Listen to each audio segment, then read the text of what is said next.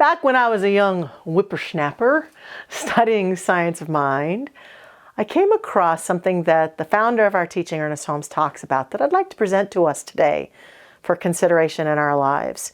It's an equation that Ernest Holmes put forth using some very powerful words.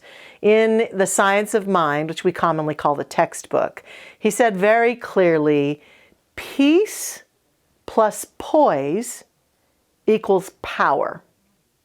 And I was praying recently and reminding myself of this deep peace that is calling to me as the central aspect of myself, and that equation just popped into my memory.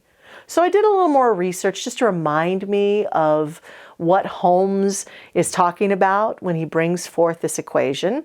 And in order to do that, I broke it down. So I looked at his glossary in the back of The Science of Mind.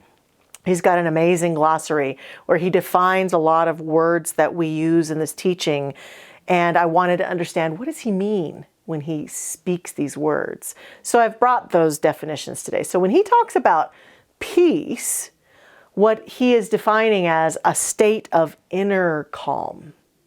He talks about an inner calm so complete that nothing can disturb it. I've thought about that feeling, and when I read that definition, he's got more words there than just those words, but that definition of itself is something that I have felt.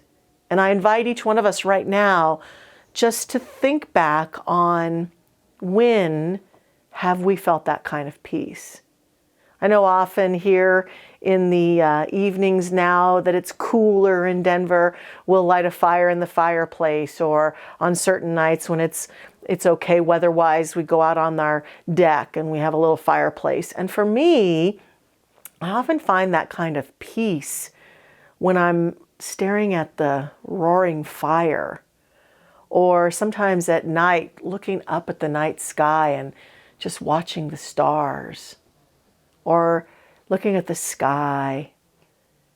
It comes with those kind of recognition moments in nature, but it also can be a state of mind that I feel in my morning practice, when I'm in the middle of it or when I'm complete with it. Sometimes there does come a moment of deep peace, an inner calm that can't be disturbed by anything, a very deep sense of meditation. I had a meditation teacher once. His name was Stuart Wilde. And I would go to his workshops and he would have us meditate in a circle. And I believe his theory was that we should be able to, with practice, attain that kind of an inner peace. And one day he decided to test it. And I have to say I was pretty proud of myself, because we were all meditating and doing our thing and being very devotional. And we'd been meditating for quite a while.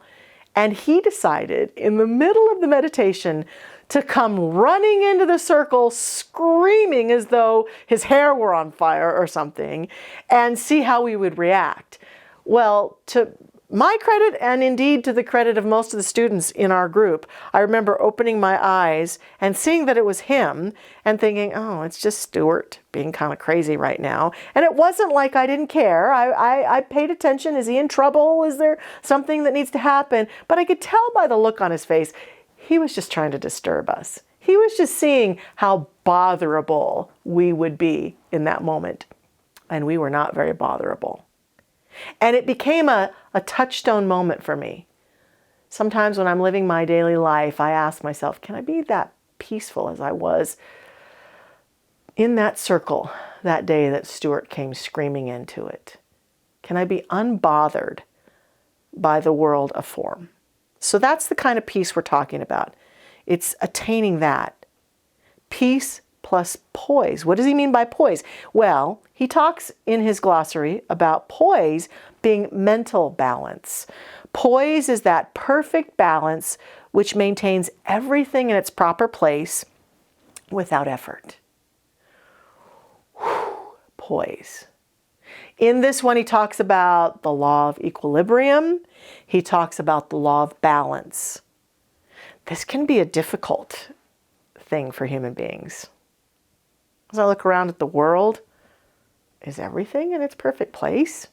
In my human mind, it absolutely isn't. There are some people and some things don't belong here, shouldn't be here, shouldn't be doing what they're doing.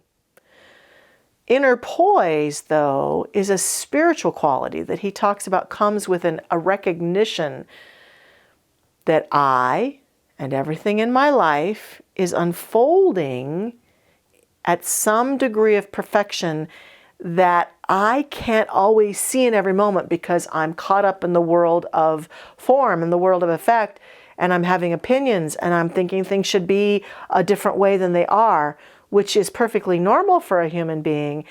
And what he's inviting us to practice is a recognition that as a spiritual being, how can I look at things and see that they are just what they are?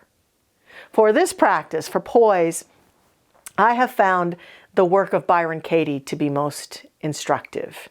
The questions of inquiry, the ability to look around and watch my opinions form and the part of me that is forming that opinion. And the very first question that the work that Katie talks about requires is to look at that and say, is that true? That person doesn't like me. I don't think that person likes me. Is that true? And the second question that comes right behind it is, can I absolutely know that that's what's true? Well, most of the time, no. And who would I be without that thought? These are some of the questions of inquiry. And so a lot of times I'm looking at the world, having my opinions. That shouldn't be, they shouldn't be. Who would I be if I gave up that thought? Well, I think I'd be poised. I'd be more poised. I'd be more in that place of seeing that things are unfolding perfectly. Peace plus poise equals power, the third part. Power is that ability to feel empowered about my living. And what he's talking about here is a combination of things that makes us feel the power, not of force, and I am queen of the world, but the power that's a spiritual power to create and live my life in the directions that I most choose to live. And as I take this beautiful equation and I break it down in the opposite, if I take the opposite of peace and go to pain, disturbance, and irritation, plus the lack of poise, upset or agitation, and then ask myself, what do I have? There's still creativity. There's still creativity in my pain and my disturbance, in my agitation, and in my upset. But what I get, the result is a lack of power. I feel disempowered. I feel weak. I feel upset and disconnected. And so I think that there's some practice here for us to consider, how do I actually live out a life of peace and poise, such that I feel my own inner power coming forth. So maybe some of these practices inform us. Think about it. Is there more that I need to do to create a greater sense of peace for myself in my life? Is there more that I need to do to create more poise for myself? But just know and consider with me that having these qualities, this peace, this poise, leaves us in a place where the true power, creative power that we are, can rise, can shine, and can have its way in our life. And so with that, I invite us into a bit of prayer to bring this forth for ourselves and our world. So take a deep breath with me if you'd like, and let's just center in upon the opportunity that is at hand. I absolutely accept and affirm that there is one power, one presence, one source in this universe. It is love. It is peace. It is joy. It is the one presence in this universe. And I allow myself to feel, to sense it, to to enter into an awareness of it. Despite what might be going on in my world or in the world around me, I feel the joy and the connection as I allow myself to contemplate divine peace. And in that very moment that I feel and sense it as the all that is, I therefore know that it is that which I am, that I am the peace that God is. I am the peace that the universe is, that I have access to that peace at any moment simply by my willingness to turn to it and to see it and to proclaim it. And so this moment of prayerfulness becomes a moment of peacefulness for me. The same peace that I might feel out in nature, the same peace that I might feel staring at the night sky. And with that comes a sense of poise, a willingness to acknowledge that right here and right now, though life is unfolding through me and through my consciousness and through my awareness and through my inner yes, that it's unfolding in perfection, that my own spiritual poise can allow me to make adjustments as I bring forth this peace that allow that poise to be expressed more powerfully and joyfully. And so I do that now. I declare that each one of us is in this moment able to be that peace that God is and to express that spiritual poise that is the truth of who we are.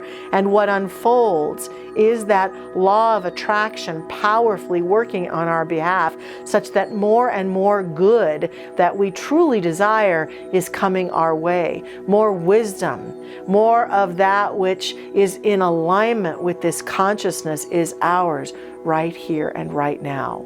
We are the great power of the divine expressing, and we are empowered through this beautiful practice right here and right now. Accepting this is the truth for each one of us, I simply give thanks. I give thanks for this manifested reality expressing in our lives right here and right now. And I simply surrender this prayer, letting it go, letting it be. It is done, and so it is. Amen.